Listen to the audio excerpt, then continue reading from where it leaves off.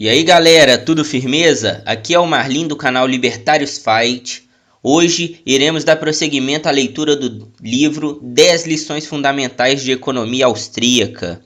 Vamos dar prosseguimento aqui à segunda lição. Conosco temos o Gregory. E aí galera, vamos aí estar prosseguindo com a leitura, iniciando aí o segundo capítulo hoje, que é muito bacana. Vamos lá. Segunda lição. O que é economia, escassez, escolhas e valor? Todos nós temos objetivos a alcançar em nossas vidas, desde os mais simples, como comprar um sorvete na esquina, até os mais importantes, como a escolha de nossa profissão. Para alcançar esses objetivos ou fins, todos nós dispomos de meios e passamos boa parte de nosso tempo tentando descobrir a melhor maneira de utilizarmos esses meios para atingir nossos fins. A economia, então, procura lidar com esses fins e meios da melhor forma possível. Vamos a um exemplo. Suponha que você disponha de certa quantidade de dinheiro e que esse seja o seu único meio. Suponha também que você, em determinado dia, tenha dois objetivos ou fins, por exemplo, comprar um novo aparelho celular e passar o próximo fim de semana em outra cidade. Para completar, admita que o montante de dinheiro que você dispõe seja suficiente apenas para realizar um desses fins, comprar o celular ou viajar no final de semana. Nesse caso, você terá que fazer uma escolha, ou um ou outro. Geralmente, fazemos as nossas escolhas verificando qual das alternativas nos dará maior satisfação em determinado momento do tempo, que é aquele momento em que a escolha é feita. A essa satisfação proporcionada pela posse ou uso de um bem, os economistas chamam de utilidade. Ao fazermos a escolha, estaremos fazendo uma valoração, ou seja, atribuindo um determinado valor a cada uma das opções e escolhendo aquela que tiver o maior valor. Essa valoração é subjetiva, depende de nossos gostos e preferências, embora seja também influenciada pelos preços das alternativas e pelo próprio momento da escolha. Suponha que o seu time acaba de ganhar o Campeonato Brasileiro de Futebol e que você está saindo do estádio. Nesse momento, o valor que você atribui a uma bandeira do seu time é muito maior do que o será, por exemplo, 3 semanas depois. Entendeu? Exemplificando novamente, para um pianista, o valor subjetivo de um bom piano é maior do que o valor que uma pessoa que não gosta de música atribui a esse piano, embora o preço desse piano seja o mesmo para ambos. Agora, se o pianista vai comprar ou não o piano, isso vai depender dos meios que dispõe: dinheiro, espaço em casa para colocar o instrumento, das alternativas ou escolhas que precisar fazer. Por exemplo, já que os meios são escassos, ele poderá ter que escolher entre comprar o piano ou reformar a cozinha de sua casa. Ficou claro? Este exemplo é uma boa pista para você compreender a diferença entre preço e valor.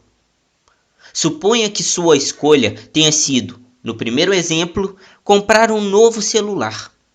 Ao fazer a compra na loja, você pagou um preço pelo aparelho, mas levou para sua casa um valor. Deu para entender? O preço é aquilo que você paga por algum produto que você deseja comprar. E o valor é a satisfação que você acha que aquele produto vai proporcionar a você, caso o compre. Essa satisfação ou valor, então, é diferente do preço e varia de pessoa para pessoa. Como vimos no exemplo do piano, no do celular, há pessoas que não vivem sem um celular, mas há também pessoas que o utilizem muito pouco ou, mesmo, nem o utilizem. O preço de um determinado aparelho é o mesmo para ambas, mas é claro que o seu valor será muito maior para a primeira pessoa do que para a segunda. o que significa que a primeira estará disposta a pagar um preço maior para ter o celular do que a segunda. No caso extremo dessa última achar que não precisa de um aparelho celular, ela não estará disposta a pagar nem um centavo por um. Ao nos decidirmos por uma das alternativas, estaremos agindo, realizando uma ação. Toda escolha, portanto, envolve uma ação correspondente. A economia nada mais é do que o estudo da ação humana, ou seja, ela estuda as escolhas que os indivíduos fazem, considerando que os meios ou recursos de que dispõem nunca são suficientes para satisfazerem todos os fins. Esse último fato é conhecido como escassez, ou seja, os meios sempre vão ser escassos quando comparados aos fins, o que significa, em outras palavras, dizer que não poderemos jamais realizar todos os nossos desejos, porque somos limitados pelos meios de que dispomos. A economia nos ensina as melhores formas de lidarmos com a escassez. Observe que quanto mais as economias se desenvolvem, mais meios ou recursos surgem, mas acontece que os fins também aumentam, de maneira que o problema da escassez permanece. Não podemos escapar dele. Pense no seguinte: hoje temos muito mais meios do que nossos avós tinham, mas temos também muito mais fins, muito mais necessidades do que eles tinham há 80 ou 100 anos atrás. Assim, mesmo que ganhemos muito mais do que nossos avós ganhavam, temos fins ou necessidades que eles não tinham, como por exemplo, TV a cabo, internet banda larga, geladeira elétrica, carro, etc. Da mesma forma, embora nossos avós ganhassem muito mais do que os avós deles, suas necessidades eram também maiores do que as de seus avós, que não precisavam ter despesas com luz elétrica, telefone, rádio, etc. O que estamos querendo enfatizar é que o problema da escassez sempre existiu, desde a mais remota antiguidade, existe e vai continuar existindo, mesmo com a multiplicação extraordinária dos meios e recursos que o capitalismo provocou. Aqui cabe um pequeno parênteses. Você deve ter ouvido de alguns professores de histórias cobras e largatos a respeito do capitalismo, mas a verdade histórica, que eles omitem sempre, é que foi exatamente o capitalismo, por meio da produção da capacidade empreendedora de algumas pessoas, que arrancou da pobreza extrema milhões de pessoas, desde a Revolução Industrial, e que deu oportunidade a que essas pessoas progredissem na vida, de acordo com sua vontade de trabalhar, sua capacidade, sua inteligência e também sua sorte. O socialismo, sistema que eles tentam enfiar nas cabeças de vocês como sendo o paraíso na Terra, onde quer que tenha sido implantado, só gerou pobreza, uma pobreza distribuída por toda a população. Nesse sistema, que atenta contra a dignidade da pessoa humana, porque trata as pessoas como simples objetos, semelhante aos cupins, formigas e abelhas a que nos referimos na aula anterior, as escolhas dos indivíduos ficam bastante limitadas, porque é o Estado que impõe a si mesmo o poder para fazer a maioria das escolhas, desde a escolha de que produtos devem ser produzidos, de que quantidades devem ser produzidas, como serão produzidas e para quem serão produzidas. Nesses arremedos de organização econômica, os meios são apropriados pelo Estado e resta aos indivíduos apenas escolher, quando muito, entre as alternativas que o quadro lhes coloca à disposição. Nesses sistemas, a rigor, não podemos falar em preços, mas em pseudo-preços, porque preços verdadeiros requerem mercados onde sejam determinados. Os mercados, por sua vez, requerem propriedade privada dos meios de produção. Ora, como esses sistemas não adotam a propriedade privada, neles não pode haver mercados propriamente ditos e, sendo assim, não podem existir preços verdadeiros, ou seja, preços determinados por vendedores e compradores por livre e espontânea vontade. Como não há preços, esses sistemas seguiam às cegas, porque neles é impossível para o governo fazer cálculos econômicos corretamente. Esse é o conhecido problema do cálculo econômico no socialismo, que levou Mises, um grande economista austríaco, por volta de 1920, a afirmar categoricamente que a União Soviética possuía uma economia que se guiava às cegas e que poderia durar 6 ou 7 décadas, ao fim das quais se iria desaparecer, ruir como um castelo de cartas, como de fato aconteceu. O que valeu para a União Soviética vale para qualquer economia que adotar o sistema socialista. Duram algum tempo, mas seu destino é a destruição. Você deseja isso para o Brasil? Como vemos, as liberdades individuais ficam bastante restringidas nos sistemas socialistas.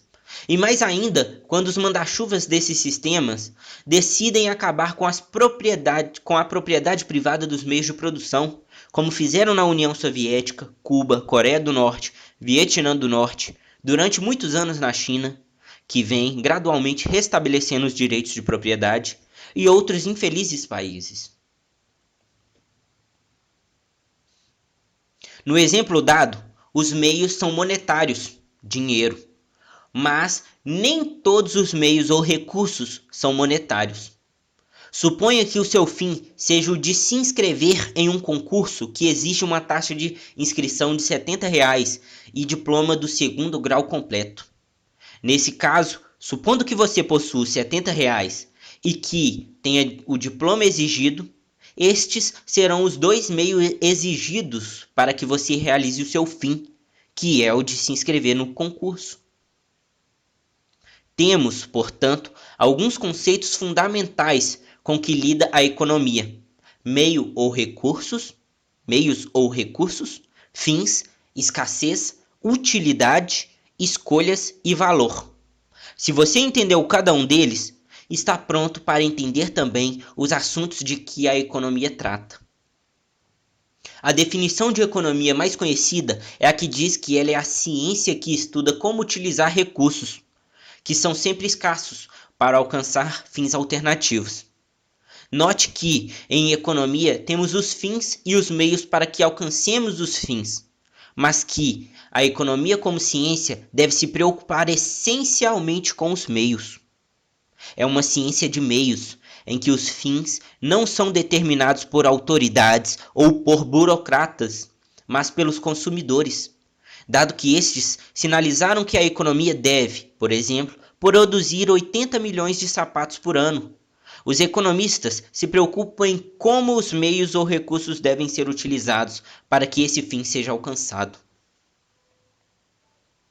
Os principais problemas que a economia procura solucionar são o que produzir, quanto produzir e como produzir. E as respostas mais adequadas a essas questões, como veremos nas aulas seguintes, só podem ser encontradas nos mercados, que é onde as ações, escolha, livres de compradores e vendedores se encontram de forma voluntária. Por enquanto, o que vimos até aqui é o suficiente. Finalizamos o segundo capítulo do livro, 10 lições fundamentais de economia. Aqui temos novamente as sugestões de leitura dos artigos, que eu vou deixar na descrição para vocês. E logo em seguida tem as sugestões para reflexão e debate. E aí, Gregory, o que você achou dessa leitura?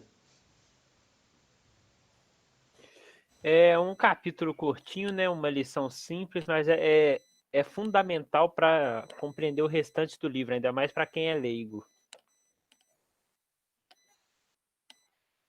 É isso aí. E como fizemos no vídeo anterior, como se fossem umas perguntinhas, temos aí novamente as sugestões para reflexão e debate. No número 1 aqui, para você, Gregory, o que são fins e meios? O que você acha de fins e meios? Eu acho que o capítulo já deixou claro que fins são seus objetivos e o meio é o que você vai fazer para chegar àquele objetivo que você tem. Como exemplo de você precisa morar em um lugar. Se você precisa morar em um lugar, você precisa pagar o aluguel daquele lugar. Então, e para você pagar o aluguel, você precisa trabalhar. Então, você trabalha para poder pagar as suas coisas. Sim, sim. E nem sempre os fins serão satisfatórios, né? É, no caso, a sua satisfação é a sua moradia, no caso do exemplo, né? Uhum.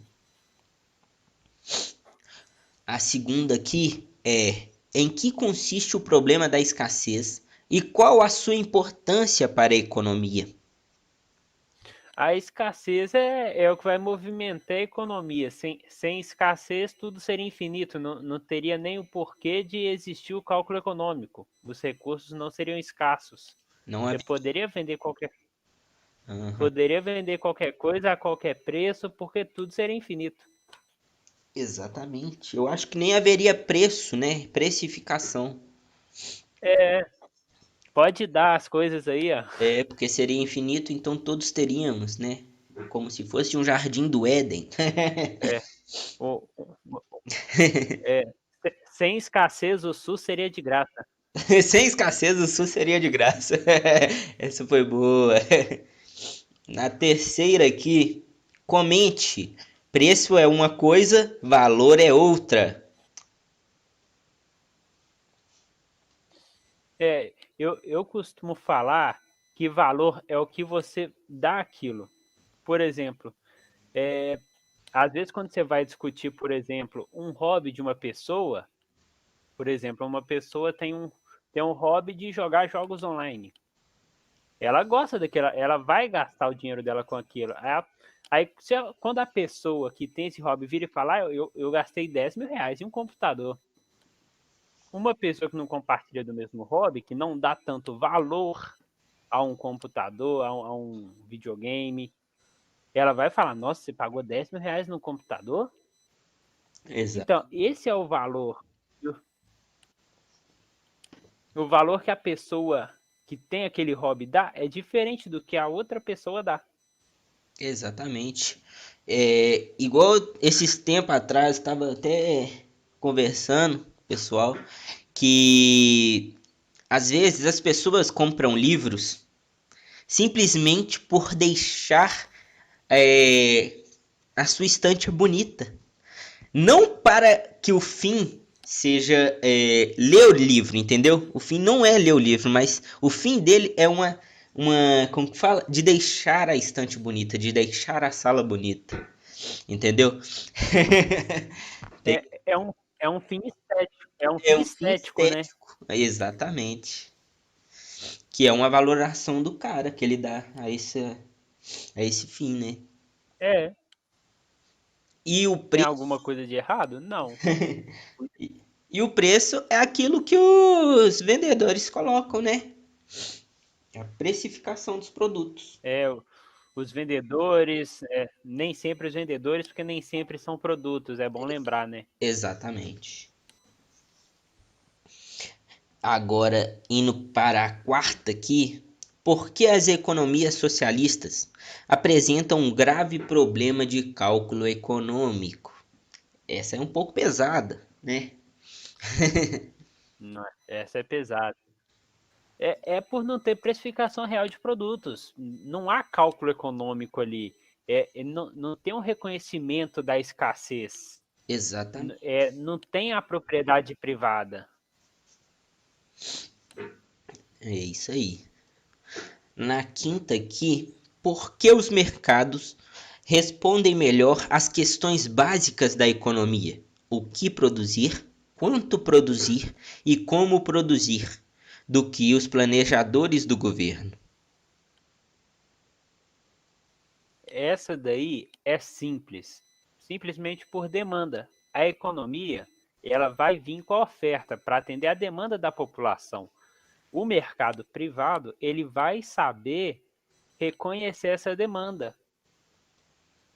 os parasitas estatais não vão saber reconhecer essa demanda. Afinal, é o dinheiro deles. Não. Eles estão fazendo um investimento.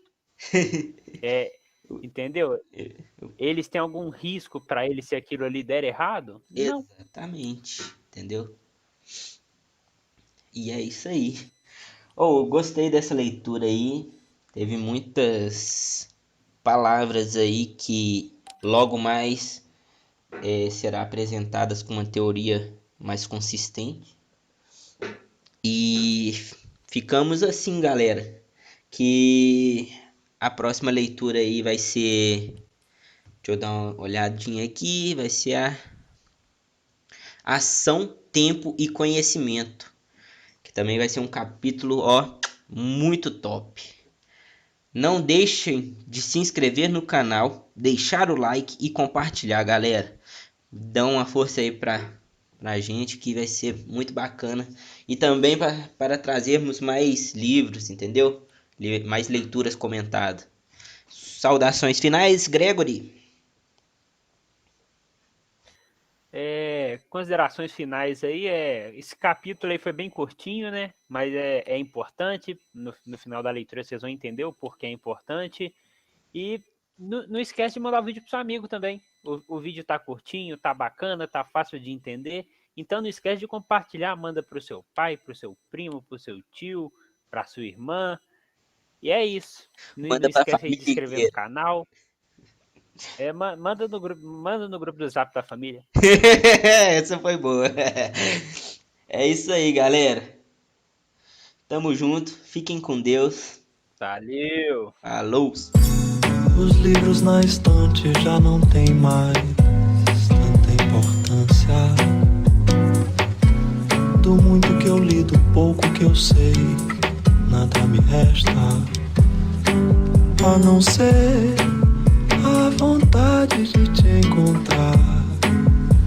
Motivo eu já nem sei, nem que seja só para estar ao seu lado, só pra ler no seu rosto uma mensagem de amor.